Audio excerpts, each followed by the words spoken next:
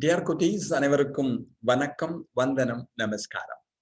இப்ப next concept secondary growth-ஓட continuation நம்ம பார்க்க போறது ஹார்ட்வுட் அண்ட் த சாப்வுட் அப்படின்னு ரெண்டை பத்தி பார்க்க போறோம். இந்த சாப்வுட்ன்றது பத்தியோன்னா அதுக்கு சாற்றுக்கட்டைன்னு சொல்லுவா. ஹார்ட்வுட் அப்படின்னா வைரக்கட்டைன்னு சொல்லுவா. அதை பத்தி பார்க்க போறோம். இந்த இடத்துல பார்த்துக்கோங்க. இது வேற மாதிரி சொல்லி பாருங்க. இந்த இடத்துல பாருங்க. இது ஹார்ட்வுட். அதை சுத்தி வெளியில இருக்கா பத்தியலோன்னு அதுக்கு சாப்வுட்னு சொல்லுவா. இது வைரக்கட்டைன்னு வச்சுக்கோ. இந்த வெளியில இருக்கா பத்தியலோன்னு அவளை என்னன்னு வச்சுக்கிறேன் அப்படின்னா சாப்வுட். தமிழ்ல சொல்றப்ப சாற்றுக்கட்டை என்று கூறுவார்கள். ரெண்டுக்கு என்ன வித்தியாசம்? பொறுமையா பார்ப்போம், கவனிச்சுக்கோ. மரத்தை கிராஸ் செக்ஷன் எடுக்கிறப்ப ஆனுவல் ரிங் தெரியும். அதே மாதிரி இயர்லி வுட், லேட் வுட் ஏற்கனவே நம்ம பார்த்தாச்சு. இப்ப பார்க்க போறது என்ன? Heart and the sapwood. வைரக்கட்டை மற்றும் சாற்றுக்கட்டை அவளுக்கு என்ன டிஃபரன்ஸ்? பொறுமையா கேவினே. In all trees, the greater part of the secondary xylem is dark brown in color. It is due to the deposition of organic compounds like tannins, resins, gums, essential oils in the central layers of the stem. ரொம்ப வயசான மரத்தெல்லாம் எடுத்துட்டோம்னா அதுல maximum யார் இருப்பான்னா இரண்டாம் நிலை சைலமானது காணப்படும். Secondary xylem அது ரொம்ப டார்க்கா அடர் பழுப்பு நிறத்திலே காணப்படும். ஏன் அது ஓல்டு ட்ரீஸ்ல அடர் செகண்டரி சைலம் அடர் பழுப்பு நிறத்துல இருக்குன்னா அந்த இடத்துல சில பேர் சப்ஸ்டன்சஸ் கெமிக்கல்ஸ் டெபாசிட் ஆகிருப்பா, சேகரிக்கப்பட்டிருக்கும். டேனின் இருக்கலாம், ரெசின்ஸ் இருக்கலாம், கம்ஸ் இருக்கலாம், ஆயில்ஸ் இருக்கலாம். அதெல்லாம் டெபாசிட் ஆனதுனால அது மையத்தில் இருக்கக்கூடிய xylem dark brown in colour, அடர் பழுப்பு நிறத்தில் காணப்படும். And this region comprises dead elements with a highly lignified walls and it is called hardwood. இங்க இருக்கிறவெல்லாம் இறந்த செல்கள் தான் இருக்கும். ஏன்னா சைலத்துல பார்த்துட்டேன்னா parenchyma is only living tissue. Tracheid, vessels, fibre எல்லாமே செத்து போகணும். அப்ப இங்க லிவிங் பேரன் கைமேட்டர் செல்ஸ், உயிருடன் இருக்கக்கூடிய சைலம் பேரன் கைமா இருக்காது. இங்க இருக்கக்கூடிய எல்லா எலிமெண்ட் எடுத்துட்டோம்னா ட்ரக்கீடா இருக்கலாம், ஆர் வெசல் இருக்கலாம், சைலம் ஃபைபர் இருக்கலாம். அவங்க எல்லாமே cell wall is made up of lignin. Cell சுவரானது லிக்னினால் ஆகி இருக்கும். அதிக லிக்னின் டெபாசிட் ஆயிருப்பா. நெக்ஸ்ட் முக்கியம், நிறைய லிக்னின் டெபாசிட் ஆகிருக்கிறதுனால இட் இஸ் வெரி ஹார்ட், கடினமாக இருக்கும். டியூரபிள், ரொம்ப நாள் நிலைத்து நிற்கும். Resistant to microbes and insects, பூச்சிகள் தாக்குதல் இல்லாமல் இருக்கும். நோய் கிருமிகள், பாக்டீரியா, வைரஸ் என்ற நுண்ணுயிரிகள் தாக்குதலில் இருந்தெல்லாம் இது ஒன்றும் ஆகாது. Nothing will happen. ஸோ இது ரொம்ப ஸ்பெஷாலிட்டி. இது hardwood doesn't conduct water but gives mechanical support to the stem. ஏன் வாட்டர் கண்டக்ட் பண்ணாதுன்னா, கண்டக்ட் பண்ணணும்னா அதுக்கு அசிஸ்ட் பண்றதுக்கு யாராவது லிவிங் செல் இருக்கணும். இங்க சைலம் பேரன் கைமாவே இல்லைங்கிறதுனால இது நீரினை கடத்தாது. It provides only mechanical support to the plant. தாவரத்திற்கு கூடுதல் ஆதாரத்தை மட்டுமே அளிக்கும். In the peripheral region, secondary xylem is lighter in color, known as the sapwood. இது மையப்பகுதி சொன்னேன். இது வரைக்கும் ஓரம் வெளிப்புற புறப்பரப்பல் இருக்கு பாருங்க, அங்க இருக்கிற செகண்டரி சைலம்லாம் எடுத்துட்டோம்னா லைட்டர் இன் கலர், வெளிப்பழுப்பு நிறத்திலே காணப்படும். ஓகேயா? ரொம்ப முக்கியம். This wood is said to be the sapwood, சாற்றுக்கட்டை என்று சொல்வார்கள். This layer with the living cells involved in the conduction of water and minerals from root to leaf. இந்த பகுதியில சைலம் பேரன் கைமாவும் இருப்பதால் அதுக்கு உசுறு இருக்கும். இதுதான் வாட்டரையும் மினரலையும் கடத்துறதுக்கு ஹெல்ப் பண்ணும். அப்ப நீ முக்கியமா தெரிஞ்சுக்க வேண்டியது என்ன அப்படின்னா, இந்த ஹார்ட்வுட் இருக்கு பாருங்களே, அவ வாட்டரையோ மினரலையோ கண்டக்ட் பண்ண மாட்டா. சாப்வுட் அது மட்டும்தான் கண்டக்ட் பண்ணும். அதாவது மத்தியில் காணப்படுகின்ற வைரக்கட்டை நீர் மற்றும் கனிம பொருட்களை கடத்தாது. பெரிஃபரியில இருக்கிறவா கண்டக்ட் பண்ணுவா. அங்கேயும் செகண்டரி சைலம் தான், இங்கேயும் செகண்டரி சைலம் தான். அங்க கம்ப்ளீட் டெட் செல்ஸ், இங்க சைலம் பேரன் கைமா இருக்கிறதுனால லிவிங் செல்ஸ், உயிருள்ளது. ஸோ இதான் இது ரெண்டுக்கும் என்சிஆர்டியில கொடுத்துருக்கக்கூடிய டிஃபரன்சஸ். அப்ப செகண்டரி சைலம் எப்ப ஃபார்ம் ஆகும்? செகண்டரி growth போது ஃபார்ம் ஆகும். கிளியர்? இது தெரிஞ்சுக்கணும்டா குட்டி. அப்புறம் டிஃபரன்சஸ் பிட்வீன் சாப் அண்ட் ஹார்ட்வுட். அந்த சாப்வுட் இருக்கு பார்த்தீங்கன்னா, முதல்ல சாப்வுட்ங்கிறது இன்னொரு பேர் அல்பர்னம்னு சொல்லுவா. இதுக்கு ஜூராமேன் பேர். இது சாற்றுக்கட்டை, இது வைரக்கட்டை. ரெண்டுக்கான வித்தியாசம் பாரு. Living part of the wood, கட்டையில் உயிருள்ள பகுதி. Dead part of the wood, இறந்த பகுதி. அப்படின்னா இங்க சைலம் பேரன் கைமா இருக்கும், இங்க சைலம் பேரன் கைமா இருக்காது. அப்ப ட்ரக்கீட்ஸ், வெசல்ஸ், ஃபைபர்ஸ்லாம் இருப்பான். It is situated on the outer side of the wood. கட்டையின் வெளிப்புறத்தே இருக்கும். Center part of the wood. மரக்கட்டையின் மையப்பகுதியில் இருக்கும். Pale colored. அது ரொம்ப சொல்லணும்னா வெளிர் பழுப்பு நிறத்தில் இருக்கும். Dark colored. ரொம்ப அடர் பழுப்பு நிறத்தில் இருக்கும். Very soft. ஆசான் சத்தியமூர்த்தியோட எலகிய மனுஷனை போல ரொம்ப சாஃப்டா இருக்கும். மென்மையானது. Very hard. சத்தியமூர்த்தி தலையில போட்டேன்னா கபால மோட்சம் உறுதி. கடினமாக இருக்கும். டைலோசிஸ் அப்படின்னு ஒன்று இருக்கும். உள்ள ப்ரொஜெக்ஷன்ஸ். இங்க டைலோசிஸ் இருக்காது. இங்க டைலோசிஸ்ங்கிற ஒரு ப்ரொஜெக்ஷன் இருக்கும். It is not durable. நிலைப்பு தன்மை கிடையாது. Not resistant to microbes. நோய் கிருமிகளிலிருந்து தன்னை பாதுகாத்துக் கொள்ளாது. More durable. நிலைப்பு தன்மை அதிகம். Resist microorganism and insects. நுண்ணுயிர்கள் தாக்குதலிலிருந்தும் பூச்சிகளின் தாக்குதலிலிருந்தும் தன்னை பாதுகாத்துக் கொள்ளும். இது கொஞ்சம் எக்ஸ்ட்ராவா நீ தெரிஞ்சுக்க வேண்டியது. ஓகேயா? இதாண்ட குட்டியில தெரிஞ்சுக்கணும். Then we come to the next. Wait for a... Dear cuties, now we come to cork cambium or phellogen. இதுவரைக்கும் vascular cambium பத்தி பார்த்தோம். Cork cambium or phellogen responsible for bark formation. Cork cambium அல்லது phellogen என்பது bark என்று அழைக்கப்படுகின்ற மரப்பட்டை உருவாக்கத்திற்கு காரணமாக இருக்கும் என்பது உங்களுக்கு தெரியும். அதை பத்தி இங்க பார்க்கிறோம். It's a secondary lateral meristem. இரண்டாம் அதாவது இறுதியில் தோன்றிய அல்லது இரண்டாவது தோன்றிய பக்க ஆக்கு திசு என்று வைத்துக் கொள்ளலாம். இந்த வாஸ்குலர் கேம்பியம்ங்கிறது உனக்கு பிரைமரி லேட்டரல் மெரிஸ்டத்துல வரும். இது செகண்டரி லேட்டரல் மெரிஸ்டத்துல வரும். இரண்டாம் நிலை பக்க ஆக்கு திசுவின் கீழே வரும். எக்ஸ்ட்ரா ஸ்டீலர் இன் ஆரிஜின். ஸ்டீலின் வெளிப்புறத்தில் இருந்து உருவாகும்.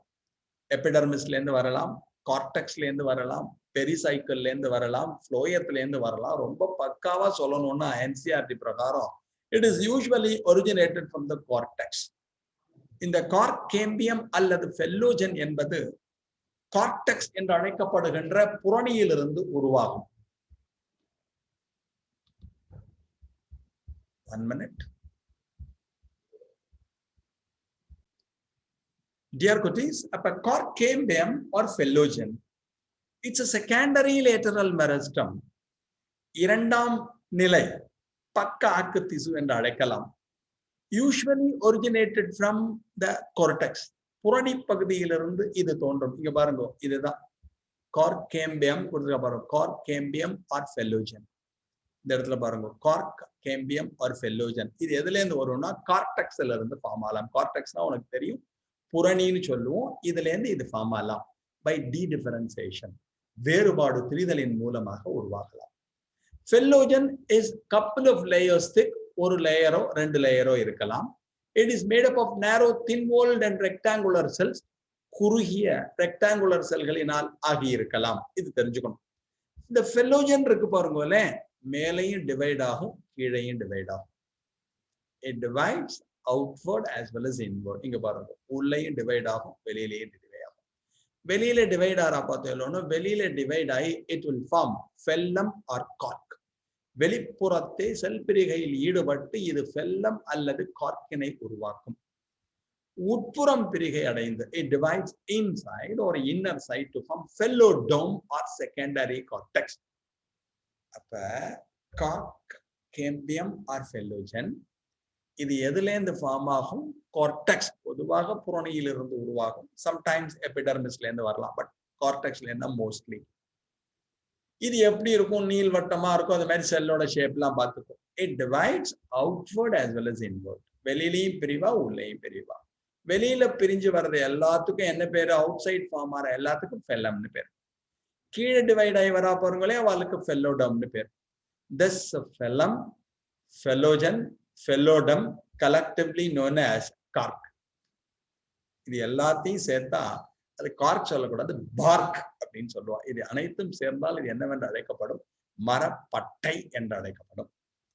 அப்ப கார்க் கேம்பியம் ஆர் ஃபெல்லோஜன் இருக்கா? இது எதுல வரும்? லேட்டரல் மெரிஸ்டத்துல வருவா, பக்க ஆக்கு திசு. செகண்டரி லேட்டரல் மெரிஸ்டம், இரண்டாம் நிலை பக்க ஆக்கு திசுவின் கீழ் வருவார்கள். எதுல இருந்து ஃபார்ம் ஆகும்? From the cortex.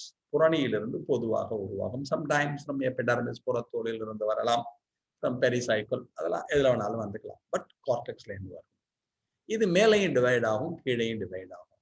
மேலே டிவைட் ஆகி ஃபார்ம் ஆறவா எல்லாருக்கும் என்னன்னு பேரு ஃபெல்லம்னு பேரு, கார்க்னு சொல்லுவா. கீழே டிவைட் ஆகி ஃபார்ம் ஆற கார்க் என்னன்னு பேரு ஃபெல்லோடர்ம்னு பேரு. இந்த ஃபெல்லம், ஃபெல்லோஜன், ஃபெல்லோடர்ம் இது எல்லாத்தையும் சேர்த்தா வேற மாதிரி சொல்லலாம், பெரிடர்ம்னு சொல்லலாம். இது அனைத்தும் சேர்த்து பெரிடர்ம் என்று அழைப்பார்கள். During secondary growth, the epidermis is replaced by a new layer called periderm. தாவரங்களில் இரண்டாம் நிலை வளர்ச்சி நடைபெறுகின்ற சமயத்தில் புறத்தோலிற்கு பதிலாக வரக்கூடிய ஒன்றிற்குத்தான் பெரிடர்ம் என்ற பெயர். இது அனைத்தும் பெரிடர்ம்னு சொல்லலாம். பார்க்கணும் பின்னாடி படிப்போம். இதாண்டதாங்க இதுல முக்கியம். இங்க பாருங்க, கார்கேம்பியம் ஆர் ஃபெல்லோஜன். இங்க வந்துருது பாருங்களேன், எல்லாம் சேர்த்து பெரிடர்ம்னு சொல்லியிருக்கா பாரு. எது பாரு, எபிடர்மிஸ் கொஞ்ச நாள்ல இது போயிடும். ஃபெல்லம் இருப்பா, ஃபெல்லோஜன் இருப்பா, ஃபெல்லோடர்ம் இருப்பா. இது எல்லாம் சேர்ந்ததுக்கு அப்புறமா இது என்னவா மாறிடும், பெரிடர்மா மாறுவா. The cork is deposited with suberin and this layer is impermeable water. இந்த கார்க் இருக்கு பாருங்களேன், வெளியில இருக்க கார்க்ல என்ன ஆகும்னா சூபரின் டெபாசிட் ஆகும். All the cell wall materials made up of hydrophilic colloids which imbibe water. செல் சுவரில் காணப்படுகின்ற பொருட்கள் பொதுவாக நீரை உறிஞ்சும் திறனை பெற்றிருக்கும். ஆனா சூபரின் alone impermeable to water. சூபரின் என்பது நீர் எதிர்நாட்டம் உடையது, நீரை விரும்பாது. சூபரின் எங்கேயோ படிச்சிருக்கோம், காஸ்பாரியன் ஸ்டெப்ஸ் ஒண்ணு படிச்சோம். வேர் படிக்கிற சமயத்துல அகத்தோல்ல காஸ்பாரியன் பட்டைகள்னு ஒண்ணு படிச்சிருப்பேன். வேர் த சூபரின் இஸ் டெபாசிட்டட், அங்க சூபரின் என்ற வேதிப்பொருள் இருப்பான்னு படிச்சிருப்பேன். அது மாதிரி இங்க இருக்கும். The cells of secondary cortex is parenchymatous. இங்க ஃபார்மான செகண்டரி கார்டெக்ஸ் இருக்கு பாருங்களேன், அது என்னவா இருக்கும், it is made up of parenchyma, parenchymaவினால் ஆனது. இங்க பாரு, phellogen, phellem, phelloderm are collectively known as periderm.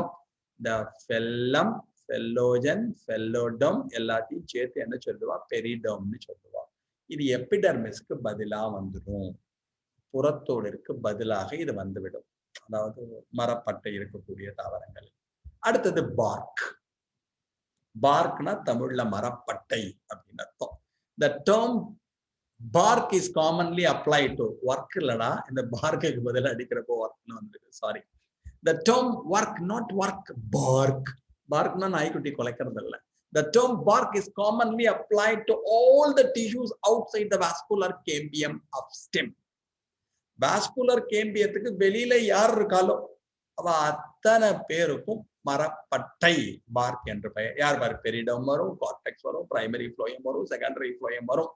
அப்ப பெரிடம், cortex, primary phloem, secondary phloem எல்லாத்தையும் சேர்த்தா என்னன்னு பேர், பார்க். சிம்பிளா சொல்லணும்னா வாஸ்குலர் கேம்பியத்துக்கு வெளியில, அது வெசிகுலர் கேம்பியமா இருக்கலாம், இன்டர்வெசிகுலர் கேம்பியமா இருக்கலாம், கற்றை கேம்பியமா இருக்கலாம், கற்றை இடை கேம்பியமா இருக்கலாம். அதுக்கு மேல யார் யாரெல்லாம் இருக்காலோ அவ அத்தனை பேருக்கும் மரப்பட்டை என்ற பெயர். யார் யார் வருவா, பெரிடம், கார்டெக்ஸ் புரணி, பிரைமரி ஃப்ளோயம் முதலாம் நிலை ஃப்ளோயம், செகண்டரி ஃப்ளோயம் இரண்டாம் நிலை ஃப்ளோயம், இது எல்லாமே பார்க்ல வந்துடுவா. இது என்ன பண்றது, it protect the plant from parasitic fungi and insect. நோயினை உண்டாக்கக்கூடிய பூஞ்சைகளிலிருந்தும் பூச்சிகளிலிருந்தும் மரத்தை பாதுகாக்கும். It prevents water loss by evaporation. நீராவி போக்கின் மூலமாக, நீர் ஆவியாதலின் மூலமாக நீர் வெளியேற்றப்படுவதை குறைக்கும். Bark guards the plant from variation of external temperature. வெளிப்புறத்தில் சூழல் வெப்பநிலையில் மாற்றம் ஏற்பட்டால் அந்த மாற்றத்திலிருந்து தாவரங்களை பாதுகாக்கும். Is an insect repellent, fireproof, decay proof சொல்லிருக்கான். பூச்சிக்கு பூச்சி எதிர்ப்பு திறன் உடையது, நெருப்பினால் பாதிக்கப்படாது, அழிவு சிதைவினால் பாதிக்கப்படாதுன்னு சொல்லியிருப்பா. இந்த பார்க்ல இருந்து மெடிசன், மரப்பட்டையிலிருந்து மருந்துகளும் எடுக்கப்படுகின்றன. இதுலயே உனக்கு தெரியும், இயர்லி சாஃப்ட் பார்க்னு ஒண்ணு இருக்கு, இயர்லி சீசன்ல ஃபார்ம் ஆவா, லேட் ஹார்ட் பார்க்னு இருக்கு, ஆரம்ப பட்டை, அப்புறமா பிற்காலத்தில் ஃபார்ம் ஆகக்கூடிய கட்டை அப்படின்னு வச்சுக்கோ. இது ரெண்டுக்கு என்ன வித்தியாசம், சீசனோட ஆரம்பத்துல உருவாகும் பட்டை, சீசனின் இறுதியில் உருவாகக்கூடிய, பருவத்தின் ஆரம்பம் பருவத்தின் இறுதியில் உருவாகக்கூடிய பட்டைன்னு வச்சுக்கோ. இந்த படத்தை பாருங்களேன், குயிர்கஸ் அல்பான்னு ஒண்ணு இருக்கு, இது கோவா இருக்கு. இதுல பாக்குறப்ப வித்தியாசமா இருக்கு. ரிங் பார்க்னா ட்ரீ முழுக்க பார்க் இருக்கும், அதுக்கு ரிங் பார்க்னு பேரு, வளைய பட்டைன்னு பேரு. ஷோவிங் ஸ்கேல் பார்க்னா நம்ம கொய்யா மரத்தை பார்த்து எல்லாம் செதில் செதில் மாதிரி மேல பிச்சுட்டு வரும், அது பேரு செதில் பட்டைன்னு சொல்லலாம். அதுக்கு தான் ஸ்கேல் பார்க்னு சொல்லியிருக்கான். So these things are very important. இதை முக்கியமா நோட் பண்ணிக்கோ. ஓகேயா, thanks a lot. For hearing. Next போறதுக்கு முன்னாடி சொன்னதெல்லாம் கொஞ்சம் ரீகலெக்ட் பண்ணிக்கோ.